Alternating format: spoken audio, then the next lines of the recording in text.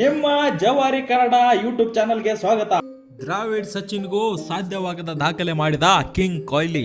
2019 ನವೆಂಬರ್ನಿಂದ ವಿರಾಟ್ ಕೊಹ್ಲಿ ಅಂತಾರಾಷ್ಟ್ರೀಯ ಕ್ರಿಕೆಟ್ನಲ್ಲಿ ಶತಕದ ಬರ ಎದುರಿಸುತ್ತಿದ್ದಾರೆ.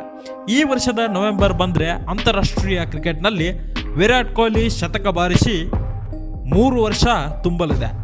ಟೆಸ್ಟ್ ಕ್ರಿಕೆಟ್ ಇತಿಹಾಸದಲ್ಲಿ ಅತಿ ಹೆಚ್ಚು ಕ್ಯಾಚ್ ಪಡೆದ ವಿಶ್ವ ದಾಖಲೆ ಇರುವುದು ಟೀಮ್ ಇಂಡಿಯಾದ ಹಾಲಿ ಕೋಚ್ ರಾಹುಲ್ ದ್ರಾವಿಡ್.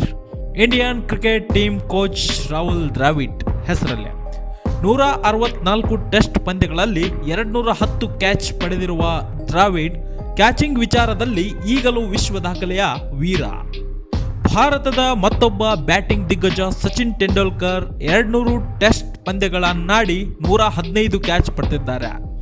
ಆದರೆ ಈ ಇಬ್ಬರ ದಿಗ್ಗಜ ಆಟಗಾರರಿಗೆ ಸಾಧ್ಯವಾಗದ ದಾಖಲೆಯೊಂದನ್ನು ವಿರಾಟ್ ಕೊಹ್ಲಿ ಬರೆದಿದ್ದಾರೆ.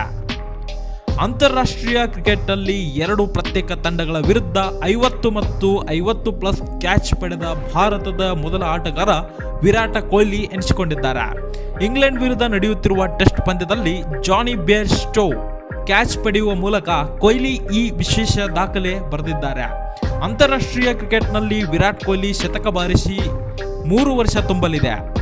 2019 ನವೆಂಬರ್ 22ರಂದು ಕೋಲ್ಕತ್ತಾದ ಈಡನ್ ಗಾರ್ಡನ್ಸ್ನಲ್ಲಿ ಬಾಂಗ್ಲಾದೇಶ್ ವಿರುದ್ಧದ ಡೇ ಅಂಡ್ ನೈಟ್ ಟೆಸ್ಟ್ ಪಂದ್ಯದಲ್ಲಿ ಶತಕ ಬಾರಿಸಿದ ನಂತರ ವಿರಾಟ್ ಕೊಹ್ಲಿ ಅಂತಾರಾಷ್ಟ್ರೀಯ ಕ್ರಿಕೆಟ್ನಲ್ಲಿ ಶತಕ ಸಿಡಿಸಿಲ್ಲ. ಟೆಸ್ಟ್, ಏಕದಿನ ಹಾಗೂ T20 ಕ್ರಿಕೆಟ್ ಸೇರಿ ಒಟ್ಟು 70 ಶತಕಗಳನ್ನು ಸಿಡಿಸಿರುವ ವಿರಾಟ್ ಕೊಹ್ಲಿ ಅಂತಾರಾಷ್ಟ್ರೀಯ ಕ್ರಿಕೆಟ್ನಲ್ಲಿ ಅತಿ ಹೆಚ್ಚು ಶತಕ ಬಾರಿಸಿರುವ ಸಾಲಿನಲ್ಲಿ 3ನೇ ಸ್ಥಾನದಲ್ಲಿ ನಿಲ್ಲುತ್ತಾರೆ.